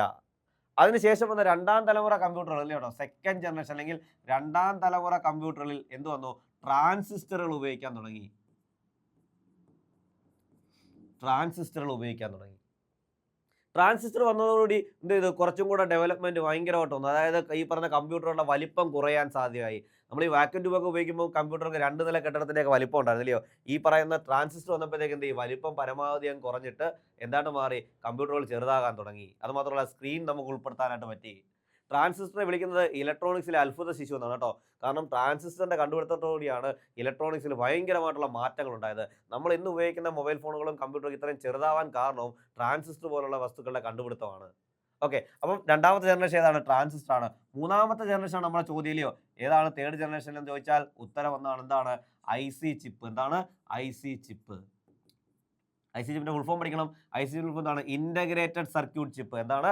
Integrated circuit chip. Integrated circuit ചിപ്പാണ് IC ചിപ്പ്. അപ്പോൾ മൂന്നാം തലമുറയിലെ പ്രധാനപ്പെട്ട ഒരു എലമെന്റ് എന്തുവാ? IC ചിപ്പാണ്. അപ്പോൾ IC ചിപ്പ് ഒക്കെ പ്രധാന എലമെന്റ് ആയിട്ട് ഉപയോഗിച്ച് തുടങ്ങിയപ്പോഴത്തേക്ക് കമ്പ്യൂട്ടറിന്റെ വലിപ്പം പിന്നെയും കുറഞ്ഞു. വലിപ്പം കുറഞ്ഞത് മാത്രമല്ല, കമ്പ്യൂട്ടറിന്റെ പ്രോസസ്സിംഗ് സ്പീഡ് ഭയങ്കരമായിട്ട് കൂടി. കൂടുതൽ കാര്യങ്ങൾ സ്റ്റോർ ചെയ്യാൻ പറ്റുന്ന കപ്പാസിറ്റിയിലേക്ക് കമ്പ്യൂട്ടർ മാറി. എന്നുവെച്ചാൽ കമ്പ്യൂട്ടർ ഒരു വലിയ കമ്പ്യൂട്ടറായിട്ട് മാറി. അപ്പോൾ നമ്മുടെ ഉത്തരം എന്തുവാണ്? ആ മൂന്നാം തലമുറ നമ്മളവിടെ എത്തി. ഉത്തരത്തിൽ എന്തുവാ ഉത്തരം? IC ചിപ്പാണ് മൂന്നാം തലമുറയിലെ കമ്പ്യൂട്ടർ ഉപയോഗിക്കുന്ന കോർ എലമെന്റ്. ഇനി നമുക്ക് ബാക്കി കൂടെ പറയാം. നാലാം തലമുറ അല്ലയോ? Fourth generation. എന്താ ഫോർത്ത് ജനറേഷനകത്ത്? അതിനകത്ത് നമ്മൾ ഉപയോഗിച്ചാണ് എന്താ? VLSI കേട്ടോ. അതിനകത്ത് ഉപയോഗിച്ച് എന്തുവാ? VLSI. അതിന്റെ ഫുൾ ഫോം പഠിച്ചു വെച്ചേക്കുക. Very large scale integration. Very large scale integration എന്നതാണ് എന്തെന്ന് പറയുന്നത്? ഈ പറയുന്ന VLSIയുടെ ഫുൾ ഫോം. അതിനെ വിളിക്കുന്ന മറ്റൊരു പേരാണ് എന്ത്? Micro processor. അതാ നടക്കുന്നുണ്ടോ? എന്തുവാ? അതിനെ വിളിക്കുന്ന മറ്റൊരു പേരാണ് മൈക്രോ പ്രോസസ്സർ. അതായത് നാലാം തലമുറയിലേക്ക് വന്നപ്പോഴത്തേക്ക് എന്ത് വന്നു? മൈക്രോ പ്രോസസ്സറുകൾ വന്നു. അതായത് കുറച്ചും കൂടെ പ്രോസസ്സിംഗ് കൂടെ നല്ല രീതിയിൽ കൂടി. നല്ല രീതിയിൽ കമ്പ്യൂട്ടർ സ്റ്റോറേജ് കപ്പാസിറ്റി ഒക്കെ കൂടി. അതാണ് എന്ത്? Micro processor. അഞ്ചാം തലമുറ ഓർത്ത് വെച്ചേക്കുക. ലാസ്റ്റ് വന്ന തലമുറയാണ് അഞ്ചാം തലമുറ. ഫിഫ്ത്ത് ജനറേഷൻ വന്നതാണ് എന്ത്? അതിനെ വിളിക്കുന്ന പേര് ULSI എന്നാണ് കേട്ടോ. ഓർത്തിരിക്കുക. എന്താണ്? ULSI. എന്താണ് ULSI? Okay, ultra large scale integration. Ultra large scale integration എന്ന് വെച്ചാൽ നമ്മൾ ഇന്ന് ഉപയോഗിക്കുന്ന കമ്പ്യൂട്ടർ അല്ലയോ, ഇന്നത്തെ കമ്പ്യൂട്ടറിന്റെ പ്രോസസ്സിംഗ് സ്പീഡും അതിന്റെ ചെയ്യാൻ പറ്റുന്ന കാര്യങ്ങൾ നമുക്കറിയത്തില്ലേ, ഒരേ സമയം എത്രയധികം കാര്യങ്ങളാണ് ഇന്നത്തെ കമ്പ്യൂട്ടർ ചെയ്യുന്നില്ലയോ, ഈ ഡിഫറൻ്റ് ആയിട്ടുള്ള മില്യൺസ് ഓഫ് ഇൻസ്ട്രക്ഷൻ ആണല്ലയോ ഒറ്റ സമയത്തുള്ളിൽ ഇതിൽ ചെയ്യുന്നത്. സോ വളരെ ഫാസ്റ്റായി മാറുകയും ചെയ്തു, പ്രോസസ്സിംഗ് സ്പീഡ് കൂടി, കമ്പ്യൂട്ടർ അഡ്വാൻസ്ഡ് ആയിട്ട് മാറി. അപ്പോൾ ഇങ്ങനെ ഓരോ കാലഘട്ടത്തിലും കമ്പ്യൂട്ടറിന്റെ അഡ്വാൻസ്മെന്റ് എന്ത് ചെയ്തു, കൂടി കൂടി വന്നു. അപ്പോൾ ഇങ്ങനെ 5 തലമുറ കമ്പ്യൂട്ടറുകളുണ്ട്. ഈ ഓരോ തലമുറയും കമ്പ്യൂട്ടറുകളുടെ പ്രത്യേകത അറിയേണ്ട ഇത്രേ കാര്യമുള്ളൂ. അതിനകത്ത് വെച്ച മെയിൻ എലമെന്റുകളിലെയോ അതിനകത്തെ പ്രോസസ്സർ പോലെ ഉപയോഗിച്ചിട്ടുള്ള മെയിൻ എലമെന്റുകൾ ഏതാണെന്ന് അറിയണം. 1ാം തലമുറയിൽ വാക്യൂം ട്യൂബ്, 2ാം തലമുറയിൽ ട്രാൻസിസ്റ്റർ, 3ാം തലമുറയിൽ IC ചിപ്പ്, 4ാം തലമുറയിൽ VLSI അല്ലെങ്കിൽ മൈക്രോ പ്രോസസ്സർ, 5ാം തലമുറയിൽ എന്ത് ഉപയോഗിച്ചു, ULSI. ഈ കാര്യങ്ങൾ ഏതൊക്കെയാണ് കൃത്യമായിട്ട് അറിഞ്ഞിരിക്കണം. ഒരു ക്വസ്റ്റ്യൻ ഉറപ്പായിട്ടും കാണും. അപ്പോൾ നമ്മുടെ ഉത്തരം IC ചിപ്പ്. 3ാം തലമുറ ഉപയോഗിച്ചതാണ് IC ചിപ്പാണ്. നമ്മൾ അടുത്ത ക്വസ്റ്റ്യനിലേക്ക് പോകുന്നത് എന്താ, തട്ടിപ്പ് തടയുന്നതിനും ഓട്ടോമേറ്റഡ് ഡേറ്റ എൻട്രിക്കുമായി സാമ്പത്തിക സംവിധാനത്തിൽ വേഗത്തിലും കൃത്യതയുമായി പ്രോസസ്സിംഗ് സാധ്യമാക്കുന്നത് ഇതിൽ പറയുന്നത് ഏതാണെന്ന്. അതായത് സാമ്പത്തിക അല്ലെങ്കിൽ ബാങ്കിങ്ങുമായി ബന്ധപ്പെട്ട് ഫ്രോഡ്, അതായത് തട്ടിപ്പ് തടയുന്നതിനും ഓട്ടോമാറ്റിക്കായിട്ട്, അതായത് തന്നെ ഡേറ്റ എൻട്രി ചെയ്യാനും ഒക്കെ ഉപയോഗിക്കുന്ന ഒരു സംവിധാനം, ബാങ്കിങ്ങിൽ ഉപയോഗിക്കുന്ന സംവിധാനം ഏതാണെന്നാണ് ചോദിച്ചേക്കുന്നത്. ഇതിലേത് സംവിധാനമാണ്? ഓപ്ഷൻ ഏതൊക്കെയാ?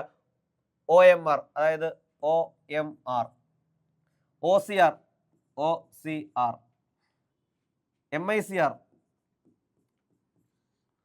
അടുത്ത എന്തുവാ? MACR. ഓപ്ഷൻ മലയാളത്തിൽ എഴുതി കഴിഞ്ഞാൽ ഓപ്ഷൻ നമുക്കൊന്നും മനസ്സിലാകത്തില്ല അല്ലയോ. ഇപ്പം നമുക്ക് ഓപ്ഷൻ ഏതൊക്കെ കിട്ടിയില്ലേ? എന്തുവാ? OMR എന്തുവാണേ? OMRന്റെ ഫുൾ ഫോം പഠിച്ചേക്കണം. എന്തോ ഫുൾ ഫോം?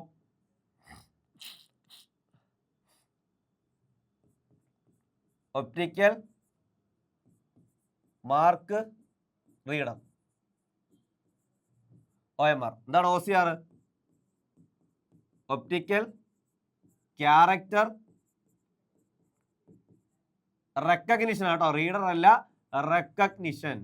അത് തിരിഞ്ഞു പോലെ കേട്ടോ, മറ്റേ റീഡറും താഴത്തെ റെക്കഗ്നിഷൻ. എന്താ MICR? Magnetic ink character recognition. അടുത്ത MACR. ഇങ്ങനെ സാധനം ഇല്ല കേട്ടോ, ഓപ്ഷൻ ചുമ്മാ ഞാൻ കൊടുത്തതാണ്. അങ്ങനെ ഒരു സാധനമൊന്നും ഇല്ല. ഈ 4 സാധനങ്ങൾ ഓർത്തിരിക്കുക. എന്തൊക്കെയാണ്? അല്ല, 3 സാധനം ഏതൊക്കെയാ?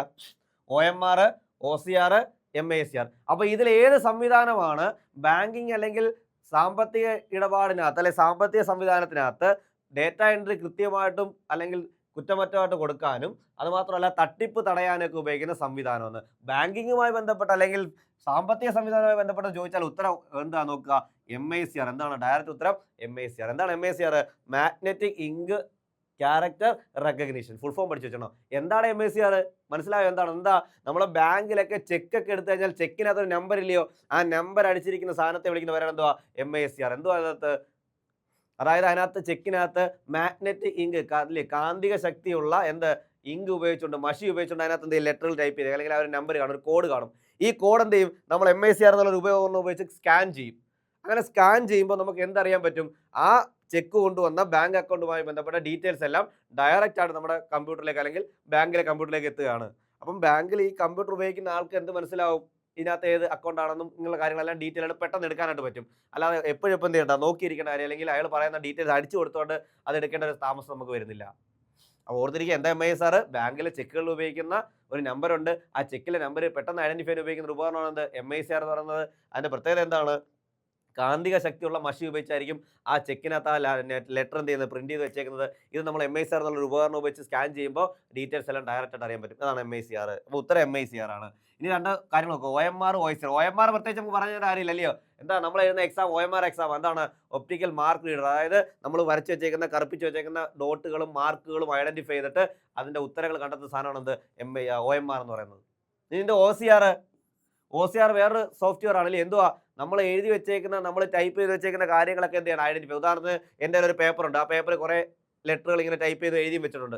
എനിക്കിത് എന്ത് ചെയ്യണം? ഇതിനെ ഡിജിറ്റൽ ഫോമിലേക്ക് മാറ്റണം. അതായത് ഇതിനകത്തുള്ള ലെറ്ററുകൾ എനിക്ക് എന്ത് ചെയ്യും? ടെക്സ്റ്റ് ആക്കി, എനിക്ക് ടൈപ്പ് ചെയ്യാൻ പറ്റുന്ന ടെക്സ്റ്റ് ആക്കി കിട്ടണം. അപ്പോൾ നമ്മൾ എന്ത് ചെയ്യുന്ന, ഫോൺ ഉപയോഗിച്ച് സ്കാൻ ചെയ്യും. സ്കാൻ ചെയ്തിട്ട് ഇതിന്റെ ലെറ്ററുകൾ നമുക്ക് ഐഡന്റിഫൈ ചെയ്ത് നമുക്ക് അത് ടെക്സ്റ്റ് ആക്കി ഡയറക്റ്റ് മാറ്റാൻ പറ്റില്ലയോ. അങ്ങനെ ഉപയോഗിക്കുന്ന സാധനമാണ് എന്ത്? OCR എന്ന് പറയുന്നത്. ഓക്കെ, ഓർത്തിരിക്കുക. ഈ ഭാഗത്തൊരു ചോദ്യം ഉറപ്പായിട്ടും കാണും. അടുത്ത, ഇതൊരു പഴയ രീതിയിലുള്ള ഇമ്പാക്റ്റ് പ്രിന്റർ ആണ്. ഇത് പ്രതീകങ്ങളുള്ള ഒരു വൃത്താകൃതിയുള്ള ഡിസ്ക് ഉപയോഗിക്കുന്നു. ഇത് മന്ദഗതിയിലുള്ളതും ശബ്ദമുണ്ടാക്കുന്നതും ഗ്രാഫിക്സ് പ്രിന്റ് ചെയ്യാൻ കഴിയാത്തതുമായിരുന്നു. ഏതാണ് പ്രിന്റർ എന്ന് കണ്ടെത്തുക. അപ്പോൾ പ്രിൻ്ററുകളെ കുറിച്ചൊരു ചോദ്യം ഉറപ്പായിട്ടും കാണും. 2 തരം പ്രിൻ്റർ ഉണ്ട്, അറിയാലോ. ഇമ്പാക്റ്റ് പ്രിൻ്റർ ഉണ്ട്, നോൺ ഇമ്പാക്റ്റ് പ്രിൻ്റർ ഉണ്ട്. ഇമ്പാക്റ്റ് പ്രിൻ്റർ എന്ന് വെച്ചാൽ അതിനൊരു ഹെഡ് കാണും. ആ ഹെഡ് നമ്മുടെ പേപ്പറിൽ വന്ന് തട്ടിയിട്ടായിരിക്കും പ്രിൻ്റ് ചെയ്യുന്നത്. അതിനെ വിളിക്കുന്ന പേരാണ് ഇമ്പാക്റ്റ് പ്രിൻ്റർ. എന്നാൽ പ്രത്യേകിച്ച് ഒരു ഹെഡ് ഇല്ല, ഡയറക്റ്റ് പേപ്പറിനകത്തേക്ക് വന്ന് തട്ടുകയല്ല. പേപ്പറിനകത്ത് അല്ലാതെ പ്രിൻ്റ് ചെയ്യുന്നതിനെയാണ് വിളിക്കുന്നത് നോൺ ഇമ്പാക്റ്റ് പ്രിൻ്റർ. പ്രിൻ്ററുകളെ കുറിച്ച് ചോദ്യങ്ങൾ ഉറപ്പായിട്ടും ഉണ്ടാകും. ഇവിടുത്തെ ചോദ്യം ഇതൊരു പഴയ ഇമ്പാക്റ്റ് പ്രിൻ്ററാണ്, പഴയ പ്രിൻ്ററാണ്. ഇത് പ്രതീകങ്ങളുള്ള ഒരു വൃത്താകൃതിയിലുള്ള ഡിസ്ക്, ഇതാണ് വളരെ ഇമ്പോർട്ടൻ്റ് അല്ലേ, വൃത്താകൃതിയിലുള്ള ഡിസ്ക് ഉപയോഗിക്കുന്നു. അതാണ് അവിടുത്തെ കീ പോയിന്റ് അല്ലേ, വൃത്താകൃതിയിലുള്ള ഒരു ഡിസ്ക് ഉപയോഗിക്കുന്നു.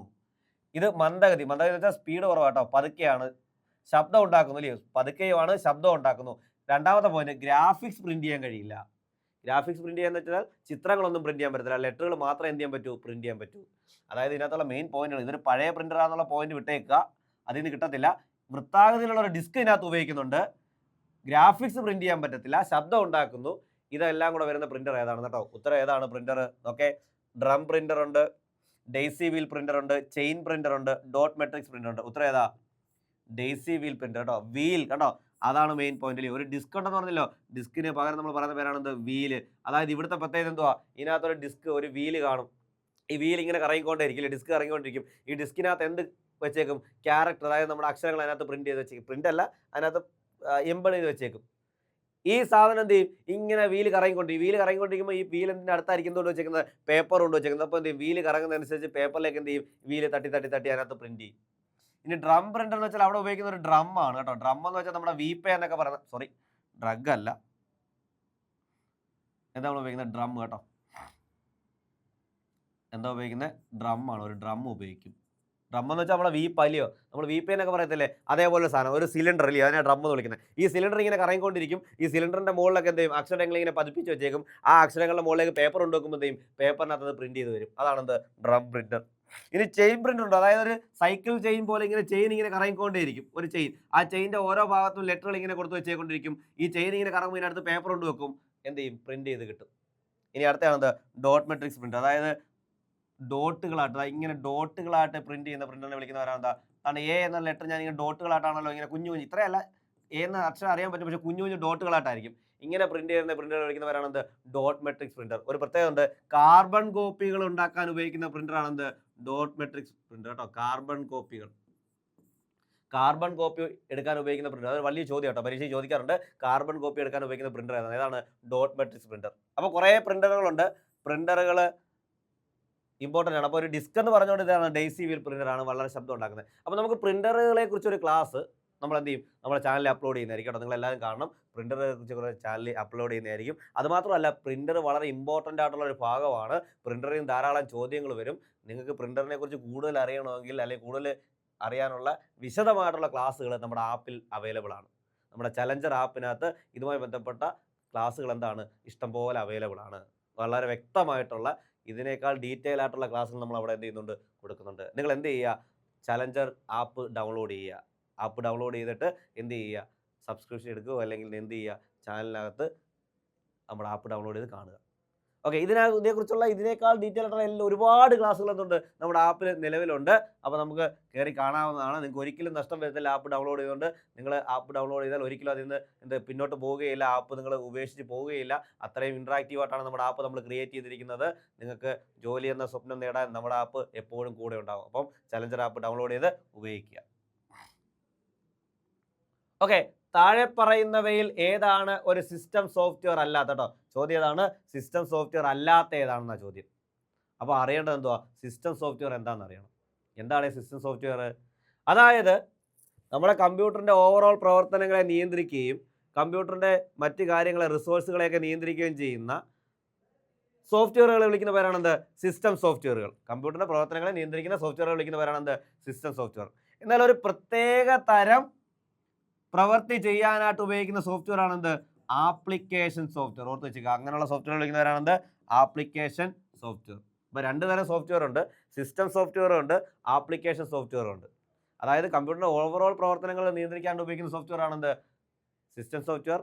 എന്നാൽ ഒരു പ്രത്യേക തരം പ്രവൃത്തിക്ക് വേണ്ടി ഉപയോഗിക്കുന്നതാണെന്ത്? ആപ്ലിക്കേഷൻ. ഫോർ എക്സാമ്പിൾ പറയുകയാണെങ്കിൽ നമ്മുടെ WhatsApp, Instagram, Microsoft Word, Excel, PowerPoint, Photoshop, ഇതെല്ലാം എന്താ? Application software. കാരണം പ്രത്യേക ആവശ്യങ്ങൾക്ക് വേണ്ടിയിട്ടുള്ള. ഓക്കെ, അപ്പോൾ ആപ്ലിക്കേഷൻ സോഫ്റ്റ്വെയർ അല്ലെങ്കിൽ ഇതിവിടെ പറയുന്നത് എന്തുവാ, ഏതാണ് സിസ്റ്റം സോഫ്റ്റ്വെയർ അല്ലാത്തത് കേട്ടോ. സിസ്റ്റം സോഫ്റ്റ്വെയർ അല്ലാത്ത ഏതാണെന്ന്. ഓക്കെ, ഉത്തരം ഏതാന്ന് പറയട്ടോ. ഉത്തരം എന്താണ്? ഉത്തരം ഫയർവാൾ ആണ് കേട്ടോ. എന്താണ്? ഫയർവാൾ. ഫയർവാൾ ഒരിക്കലും ഒരു സിസ്റ്റം സോഫ്റ്റ്വെയർ അല്ല. ഇനി ഓപ്പറേറ്റിംഗ് സിസ്റ്റം എന്താണ്? സിസ്റ്റം സോഫ്റ്റ്വെയർ ഇല്ലയോ? നമ്മുടെ കമ്പ്യൂട്ടറിന്റെ എല്ലാ പ്രവർത്തനവും നിയന്ത്രിക്കുന്ന കമ്പ്യൂട്ടറിന്റെ ഒരു എന്താണ്, ഒരു പ്ലാറ്റ്ഫോമായിട്ട് എല്ലാ ആപ്പുകൾക്കും പ്രവർത്തിക്കാനുള്ള ഒരു പ്ലാറ്റ്ഫോമായിട്ട് വർക്ക് ചെയ്യുന്ന സാധനമാണ് എന്ത്? Operating system. സോ അതൊരു സിസ്റ്റം സോഫ്റ്റ്വെയർ ആണ്. യൂട്ടിലിറ്റി സോഫ്റ്റ്വെയർ അതായത് എന്ത് ചെയ്യുക, കട്ട് ചെയ്യുക, കോപ്പി ചെയ്യുക, പേസ്റ്റ് ചെയ്യുക, അങ്ങനെയുള്ള ആവശ്യങ്ങൾക്ക് വേണ്ടി നമ്മൾ ഉപയോഗിക്കുന്ന സോഫ്റ്റ്വെയറില്ലയോ, അതിനെ വിളിക്കുന്ന പേരാണ് എന്ത്? യൂട്ടിലിറ്റി സോഫ്റ്റ്വെയർ ഇല്ലയോ? അതും എന്ത് തന്നെയാണ്? സിസ്റ്റം സോഫ്റ്റ്വെയർ ആണ്. ഫേംവെയർ എന്താണ്? ഫേംവെയർ നമ്മുടെ ഹാർഡ്വെയറിനകത്ത് എംബഡ് ചെയ്തിരിക്കുന്ന സോഫ്റ്റ്വെയറുകളെ വിളിക്കുന്ന പേരാണ് എന്ത്? ഫേംവെയർ. അതായത് സോഫ്റ്റ്വെയറോട് കൂടി വരുന്ന ഹാർഡ്വെയറുകളെ വിളിക്കുന്ന പേരാണ് എന്ത്? ഫേംവെയർ. ഉദാഹരണം പറയുകയാണെങ്കിൽ റോം ഇല്ലയോ? റോം എന്താണ്? ഒരു ഫേംവെയർ ആണ്. ഓർത്തിരിക്കുക, റോം ഒരു ഫേംവെയറിന് ഉദാഹരണമാണ്. ഓക്കെ, ഇനി ഫയർവാൾ. ഫയർവാൾ എന്തുവാ? ഫയർവാൾ എന്ന് പറയുന്നത് ഫയർവാൾ ഒരു ആന്റിവൈറസ് സിസ്റ്റം അല്ലയോ? നമ്മുടെ കമ്പ്യൂട്ടറിൽ തന്നെ ഉള്ള ഒരു ഇൻബിൽറ്റ് സെക്യൂരിറ്റി സിസ്റ്റമാണ് എന്തെന്ന് പറയുന്നത്? ഫയർവാൾ. അതായത് വൈറസുകൾ അല്ലെങ്കിൽ അങ്ങനെയുള്ള മലീഷ്യസ് ആയിട്ടുള്ള സോഫ്റ്റ്വെയറുകളൊക്കെ വരാതെ തടയുന്ന സാധനമാണ് എന്ത്? കമ്പ്യൂട്ടറിൽ തന്നെ ഇൻബിൽറ്റ് ആയിട്ടുള്ള തടയുന്ന ഒരു സോഫ്റ്റ്വെയർ ആണ് എന്തെന്ന് പറയുന്നത്? ഫയർവാൾ എന്ന് പറയുന്നത്. സോ അതൊരു സിസ്റ്റം സോഫ്റ്റ്വെയർ അല്ല. ബാക്കിയുള്ള എല്ലാം എന്താണ്? സിസ്റ്റം സോഫ്റ്റ്വെയർ ആണ്. അപ്പോൾ ഓർത്തിരിക്കുക, സിസ്റ്റം സോഫ്റ്റ്വെയർ എന്താണ്, ആപ്ലിക്കേഷൻ സോഫ്റ്റ്വെയർ എന്താണെന്നുള്ളത്. താൽക്കാലിക ഫലങ്ങൾ സൂക്ഷിക്കാൻ ഏത് രജിസ്റ്റർ ഉപയോഗിക്കുന്നു? താൽക്കാലിക ഫലങ്ങൾ എന്ന് വെച്ചാൽ ടെമ്പററി റിസൾട്ട് കേട്ടോ. നമ്മൾ എന്ത് ചെയ്യുന്നതും ആദ്യം ടെമ്പററി റിസൾട്ടാണ് വരുന്നത്. അത് സ്റ്റോർ ചെയ്യാൻ ഉപയോഗിക്കുന്ന രജിസ്റ്റർ ഏതാണ്? അപ്പോൾ രജിസ്റ്റർ എന്താണെന്ന് അറിയണം അല്ലയോ? കമ്പ്യൂട്ടറിന്റെ ഏറ്റവും ഫാസ്റ്റസ്റ്റ് ആയിട്ടുള്ള മെമ്മറി വിളിക്കുന്ന പേരാണ് എന്ത്? രജിസ്റ്റർ എന്ന് പറയുന്നത് കേട്ടോ. ഓർത്തിരിക്കുക, രജിസ്റ്ററിന് ശേഷമേ എന്ത് വരത്തുള്ളൂ? ക്യാഷ് മെമ്മറി വരത്തുള്ളൂ. ക്യാഷ് രണ്ടാമത്തെ ഫാസ്റ്റ് ആയിട്ടുള്ള മെമ്മറി കേട്ടോ. ഓർത്തിരിക്കണം, തിരിഞ്ഞു പോലെ ഏറ്റവും ഫാസ്റ്റ് ആയിട്ടുള്ള മെമ്മറി ഏതാ? രജിസ്റ്റർ ആണ്. രണ്ടാമത്തെയാണ് എന്തെന്ന് പറയുന്നത്? ക്യാഷ് എന്ന് പറയുന്നത്. അപ്പോൾ ഈ രജിസ്റ്ററിൽ ഏത് രജിസ്റ്ററാണ് ടെമ്പററി റിസൾട്ട് എന്ത് ചെയ്യാനായിട്ട് സ്റ്റോർ ചെയ്യാനായിട്ട് കേട്ടോ? ഓർത്തിരിക്കുക, അഡ്രസ് രജിസ്റ്റർ ഉണ്ട്, അക്യുമുലേറ്റർ ഉണ്ട്, ബഫർ രജിസ്റ്റർ ഉണ്ട്, പ്രോഗ്രാം കൗണ്ടർ കേട്ടോ. ഉത്തരം ഏതാണെന്ന് അറിയാമോ? സോറി, അഡ്രസ് അല്ല, ഉത്തരം ഏതാ? അക്യുമുലേറ്റർ കേട്ടോ. പേര് തന്നെ അക്യുമുലേറ്റ് ചെയ്യുക, കുറച്ച് നേരത്തേക്ക് അവിടെ അക്യുമുലേറ്റ് ചെയ്ത് വെക്കുക. അതായത് ടെമ്പററി റിസൾട്ട്, താൽക്കാലിക ഫലങ്ങൾ തൽക്കാലത്തേക്ക് സ്റ്റോർ ചെയ്യാൻ ഉപയോഗിക്കുന്ന രജിസ്റ്റർ ആണ് എന്ത്? അക്യുമുലേറ്റർ എന്ന് പറയുന്നത്. ഇനി അഡ്രസ് രജിസ്റ്റർ എന്തോടെ? എന്താണ് അഡ്രസ് രജിസ്റ്റർ? അതായത് നമ്മുടെ മെമ്മറി ലൊക്കേഷനിലെയോ, നമ്മുടെ മെമ്മറി ലൊക്കേഷൻ ഒരു സാധനം എവിടെയാണ് സ്റ്റോർ ചെയ്ത് വെച്ചേക്കുന്നത് എന്ന് പറയുന്നതിൻ്റെ അഡ്രസ് ആണെന്ന് വിളിക്കുന്നത് അഡ്രസ് രജിസ്റ്റർ. അതായത് നമ്മുടെ ഓരോ മെമ്മറിയും എവിടെ സ്റ്റോർ ചെയ്ത് വെച്ചേക്കണം എന്ന് തീരുമാനിക്കുന്ന രജിസ്റ്റർ ആണ് എന്ത്? അഡ്രസ് രജിസ്റ്റർ എന്ന് പറയുന്നത്. ഓക്കെ, ഇനി ബഫർ രജിസ്റ്റർ എന്താണെന്ന് വെച്ച് കഴിഞ്ഞാൽ നമ്മളൊരു വെബ്സൈറ്റിലേക്കോ അല്ലെങ്കിൽ ഒരു സൈറ്റിലേക്കോ കയറി ലോഡ് ചെയ്യുമ്പോൾ അവിടെ ലോഡ് ചെയ്യുന്ന വിവരങ്ങൾ സ്റ്റോർ ചെയ്ത് വെക്കാനുള്ളതാണ് എന്ത്? Buffer register. നമ്മളൊരു സൈറ്റിലേക്ക് കയറുമ്പോൾ ഉദാഹരണം ഒരു വീഡിയോ കാണുന്നു. വീഡിയോ കാണുമ്പം ആദ്യമേ കുറച്ച് നേരം ലോഡ് ചെയ്ത് വെച്ചേക്കുമല്ലോ. ആ ലോഡ് ചെയ്ത് തീർന്നിട്ടല്ലേ അടുത്ത ലോഡ് ചെയ്യത്തുള്ളൂ. അതായത് ആ ലോഡ് ചെയ്ത് വെച്ചേക്കുന്നത് നമ്മൾ നെറ്റ് ഓഫ് ആക്കി കഴിഞ്ഞാൽ എന്ത് ചെയ്യാൻ പറ്റും? അത്രയും ഭാഗം നമുക്ക് കാണാൻ പറ്റും. അതെവിടെയാണ് സ്റ്റോർ ചെയ്ത് വെച്ചേക്കുന്നത്? ബഫർ രജിസ്റ്ററിനകത്ത് സ്റ്റോർ ചെയ്ത് വെച്ചേക്കുന്നത്. അതായത് കുറച്ച് നേരത്തേക്ക് നമുക്ക് എന്ത് ചെയ്യാം? ലോഡ് ചെയ്യുന്ന കാര്യങ്ങൾ സ്റ്റോർ ചെയ്യാം. ഇനി പ്രോഗ്രാം കൗണ്ടർ എന്താണെന്ന് വെച്ച് കഴിഞ്ഞാൽ ഓരോരോ ഇൻസ്ട്രക്ഷൻ, കമ്പ്യൂട്ടറിലെ അടുത്ത ഇൻസ്ട്രക്ഷൻ ഏതാണ് വരേണ്ടത് എന്ന് തീരുമാനിക്കുന്ന എന്ന് പറയുന്ന രജിസ്റ്റർ ആണ് എന്ത്? Program counter. എന്ന് വെച്ചാൽ നെക്സ്റ്റ് ഇൻസ്ട്രക്ഷൻ ഏത് വരണം, അടുത്ത ഏത് ഇൻസ്ട്രക്ഷൻ ആണ് എക്സിക്യൂട്ട് ചെയ്യേണ്ടത് എന്ന് നേരത്തെ മുൻകൂട്ടി കണ്ടുവച്ചിരിക്കുന്ന രജിസ്റ്റർ ആണ് എന്ത്? Program counter. അപ്പോൾ കുറേ രജിസ്റ്റർ ഉണ്ട്. താൽക്കാലിക ഫലങ്ങൾ സൂക്ഷിക്കാൻ ഏത് രജിസ്റ്റർ ഉപയോഗിക്കുന്നത്? അക്യുമുലേറ്റർ എന്നുള്ള രജിസ്റ്റർ ആണ് യൂസ് ചെയ്യുന്നത്. അപ്പോൾ രജിസ്റ്ററെ കുറിച്ചും കൂടുതലായിട്ട് പഠിക്കുക. ഓക്കെ, അപ്പോൾ നമ്മൾ ഇന്ന് പറഞ്ഞത് എന്താണെന്ന് വെച്ചാൽ VFAക്ക് ഇതുവരെ ചോദിച്ചിട്ട ചോദ്യങ്ങളൊന്ന് എക്സ്പ്ലെയിൻ ചെയ്തു. അതുകൂടാതെ ഇനി ചോദിക്കാൻ സാധ്യതയുള്ള ചോദ്യങ്ങൾ ജസ്റ്റ് ഒന്ന് എക്സ്പ്ലെയിൻ ചെയ്തു. അപ്പോൾ ഓർത്തിരിക്കുക, ഇത്തരം ചോദ്യങ്ങളൊക്കെ ഇനിയും ഉണ്ടാവും. ഇതേപോലുള്ള ചോദ്യങ്ങളോട് ഞാൻ ഇനിയും വരുന്നതായിരിക്കും. കാരണം നമ്മുടെ VFAയുടെ എക്സാം എന്ത് ചെയ്യുന്നുണ്ട്? ഉടനെ വരുന്നുണ്ട്. ഓക്കെ, അപ്പോൾ ഒരുപാട് ക്ലാസ്സുകളോട് നമ്മൾ വരുന്നതായിരിക്കും. കൂടുതൽ ക്ലാസ് കിട്ടാൻ വേണ്ടി നിങ്ങൾ എന്ത് ചെയ്യുക? ഞങ്ങളുടെ ചലഞ്ചർ ആപ്പ് ഡൗൺലോഡ് ചെയ്യുക, ഉപയോഗിക്കുക. ഒരുപാട് ഫീച്ചറുണ്ട്. ഇഷ്ടംപോലെ പഴയ അല്ലെങ്കിൽ പ്രീവിയസ് ഇയർ ക്വസ്റ്റ്യൻസുകൾ നമുക്ക് ചെയ്യാൻ പറ്റും. ഓരോരോ പോർഷൻസ് ആയിട്ട് നമുക്ക് ഓരോരോ വിഷയമായിട്ട് സെലക്ട് ചെയ്ത് നമുക്ക് എന്ത് ചെയ്യാൻ പറ്റും? ക്വസ്റ്റ്യനുകൾ വർക്കൗട്ട് ചെയ്യാൻ പറ്റും. ഒരുപാട് ക്വസ്റ്റ്യനുകളും നോട്ടുകളും എല്ലാം നമ്മുടെ ആപ്പിൽ അവൈലബിൾ ആണ്. അപ്പോൾ ആപ്പ് ഡൗൺലോഡ് ചെയ്ത് യൂസ് ചെയ്യുക. അപ്പോൾ ഇത്രയും ക്ലാസ്സിൽ നിങ്ങൾക്ക് വ്യക്തമായിട്ട് മനസ്സിലാകണമെന്നും കാര്യങ്ങൾ വ്യക്തമാണെന്ന് ഞാൻ വിശ്വസിക്കുന്നു. അടുത്ത ക്ലാസ്സിൽ നമുക്ക് എന്ത് ചെയ്യാം? മറ്റൊരു ദിവസം കാണാം. Okay, by.